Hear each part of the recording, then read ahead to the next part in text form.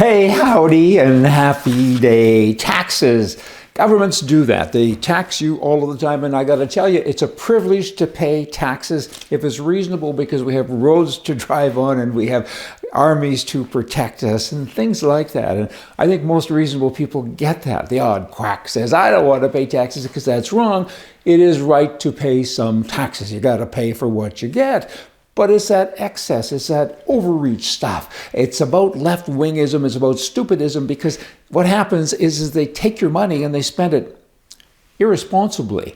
And then they say, I need more, and gimme, and income tax, death taxes, capital gain taxes, corporate taxes, personal taxes, carbon taxes, gas taxes, state taxes, provincial taxes, city taxes, sales taxes. I mean, why do taxes even get created? It's wrong. Again, some of them should. I've covered that. But people need to stand up and say, you know what, I'm taxed, which means I'm mad and I'm angry. And it's like your kids. If you keep giving them money and they keep wasting it, eventually you stand back and say, whoa, that would be enough now. That's what governments are doing. They're irresponsible. Why is that? Is it the people that you elect? It is. I mean, they need to be held more accountable. So that means you got to get a couple of clogs, new clogs, put into the system. Hey, just saying. The left is so vindictive towards the right. There's not one simple reason or explanation, but their arrogance and their elitist academics mostly, they really think that they're better than you and me, and that they should rule and we should obey. I don't know. That's Marxism, I guess. They've kind of added some new twists and bells to that, but it's there. And we're closing off 2022 now, and I wish that there was a solution, a better solution. There are some, but we have to work on that. And in Canada, the prime mistake there has been found guilty 4 times of violating ethic laws.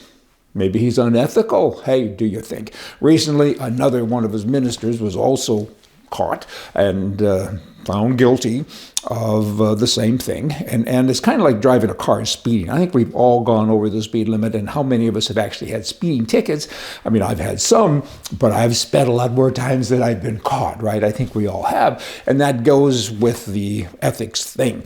If you've been caught and you're the prime minister of a country and you've been caught and found guilty 4 times, there's probably 404 times that you've done something bad. And your ministers as well. The most recent one is this trade minister, Mary Ann G is her last name. She gave a contract to a friend. Of course she did. You got to have a wealth tax in these countries, and you need a wealth minister to go out, and it's like Joe Biden as an example. Apparently he's worth upwards to $20 million, depends on who you talk to, and he's had a job with the government all of his life. He's had all life. So if you take his salary at over 50 years and deduct his cost of living, he probably should have $500,000 left. Instead, he's got maybe $20 million. So how did he get that? Where did it come from? Most of the people in politics would fail that test, but I really think you need that. This ethic business, back to Canada, I mean, unethical, no kidding. Then you have in Canada as well the Canadian Housing Benefit Program now, which is like, I don't know, upwards to $5 billion. Another giveaway. It says if you own a house, and, you know, times are tough now. We can't tell you that they're tough because of us, because that's right. That's what's happened here. The government has screwed everything up, and then they come along with a solution, right? All the time. This is what they do. And now they're saying we're going to give each of you $500.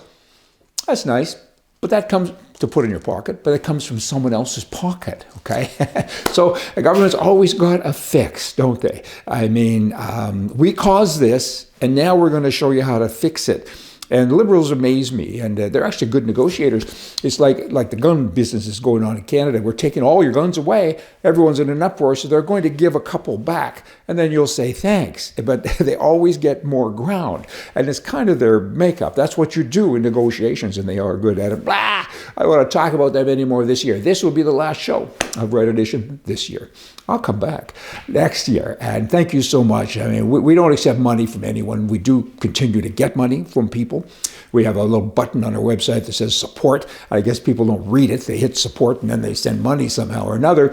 The button clearly says, or the word is on the button, that if we get money, we send it back. We're self-funded. We don't want your money. We're here just to kind of help. We have an opinion, and if you take away a little bit of it and you spread that word around, then we win. And that's what it's all about. So our payment is hearing from you. Thank you. There's so many comments and emails that do come in, and ideas, suggestions, and so on, and jokes too that I like to use. So thanks again. And have a very Merry Christmas. And at Christmas time, if you're you Canadians now, well, not just Canadians, people from around the world, I guess, would know her. Pare, a very successful cookbook author. She sold more than 40 million cookbooks around the world. Largest cookbook author, the biggest and best in the entire world. She's 95, and she's in the hospital, and she's doing very poorly. So if you're into the prayer stuff, give her a prayer. Maybe you've eaten some of her food. She's my mom. And things are looking kind of bleak, and we'll see what next year brings. You all have a happy, happy New Year, and a very, very Merry Christmas. See ya.